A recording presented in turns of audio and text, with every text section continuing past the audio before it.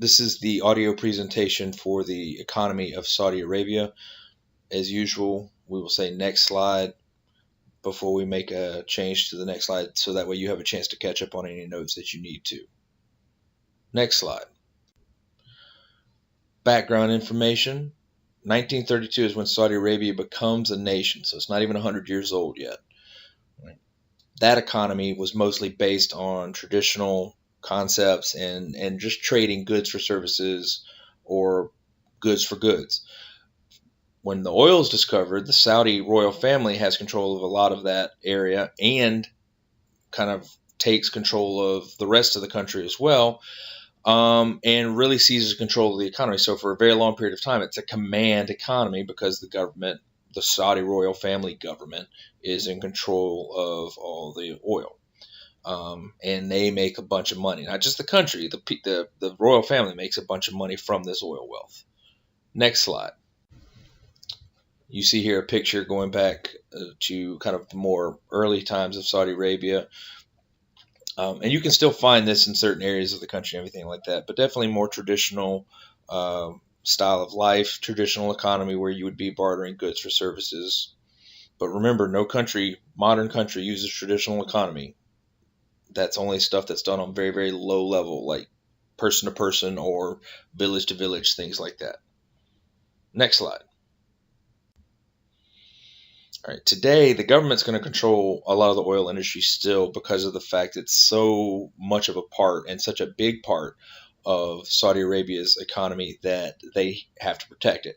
But they're trying to spread the economy out, diversify the economy into other areas so that they're not so dependent on the oil. All right.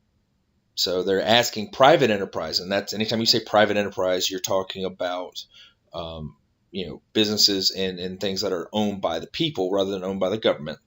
So they're trying to get them into specifically areas like power generation, natural gas exploration, things like that.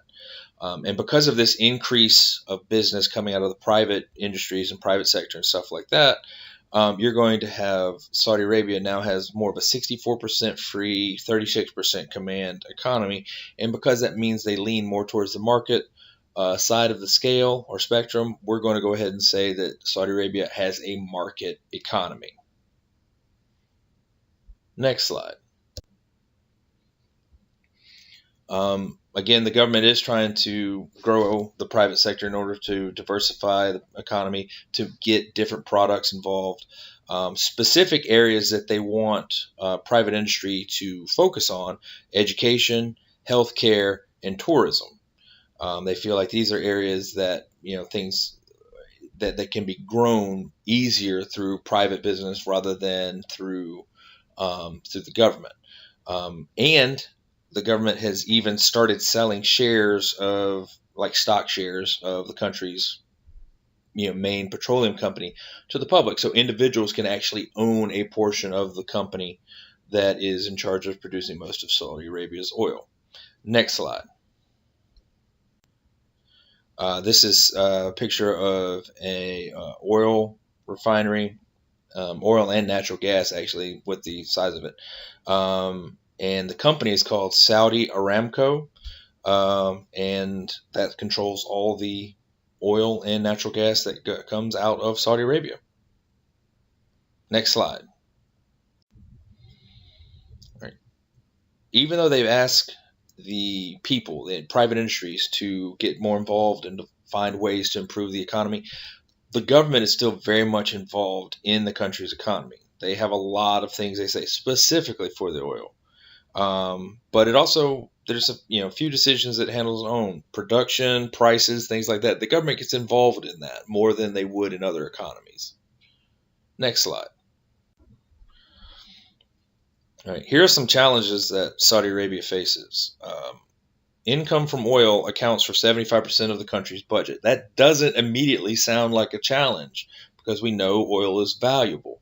But here's the problem. All right. Oil supplies don't last forever. It's a finite resource. It's going to run out eventually. All right. And if your country is based on one resource, your economy is based on one resource, I don't care how valuable that resource is, but if it's based on the one and then that resource runs out, your economy is going to collapse, and you're going to be in a lot of trouble. So that's a major challenge. That's one of the reasons they're trying to diversify and find other ways to make money, because they know that at some point that oil is going to run out. What are they going to do after that? They also have a major issue with unemployment, and they have an issue with 1/3 of their jobs are filled by people from other countries, because they haven't done a very good job of investing in education and really developing that human capital. And so they're having to bring in skilled labor from other places in the world that have those skills that they need. So they're working. That's an area of focus that they need to be, developing, is the idea that they need to improve their education and training systems for their workers.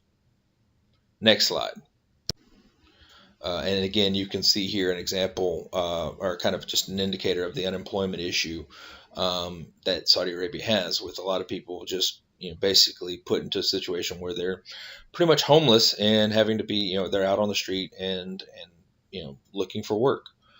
So it's one of those things that they're working in, because of the fact that they don't have the skills that are necessary to function in Saudi Arabia's economy, with the oil industry requiring very skilled workers.